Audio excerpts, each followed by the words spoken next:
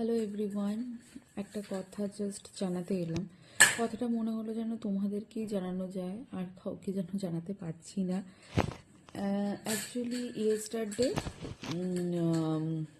আমার দাদু মারা যান।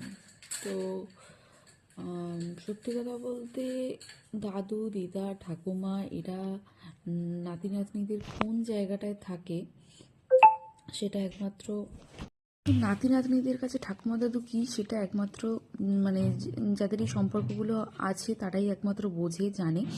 তো অফিস থেকে আমি ঝগড়াঝাটি করে খুব কষ্ট করে ছুটি অ্যারেঞ্জ করে আমি শ্বশুরবাড়ি আসি, কারণ শ্বশুরবাড়িতে আমাদের যেহেতু সাউথ ইন্ডিয়ান, তো একটা পোঙ্গাল বলে একটা ফেস্টিভ্যাল হয়, সেটা ভীষণই সাউথ ইন্ডিয়ানদের স্পেশাল একটা ফেস্টিভ্যাল।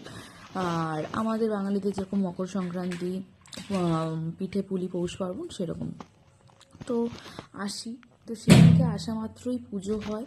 তারপরে পুজোর পর আমাদের এই একটা নিয়ম আছে যে সমস্ত পূর্বপুরুষদের জামা কাপড় দেখানো হয়, নতুন জামা কাপড় দেখানোর পর আমি রান্নাবান্না করে সবাইকে খাবার টাবার খেতে দিই। তারপরে বাড়ি ভর্তি আমাদের লোকজন।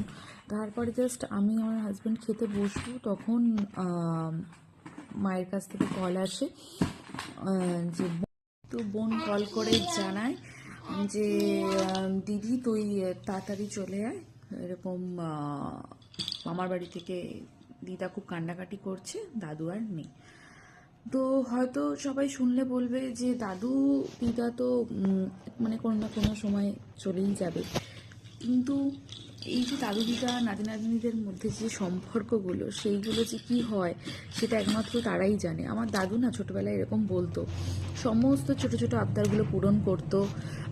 ইনফ্যাক্ট সাজগোজের জিনিস থাকলেও বলতো যে আমাকে কাগজে লিখে দে না, আমি এনে দিচ্ছি।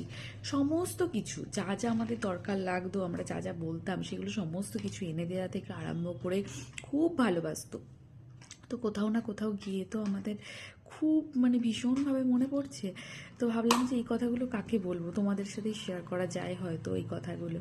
তো খুব কষ্ট হচ্ছে, খুব মানে কাউকে বলতে পারছি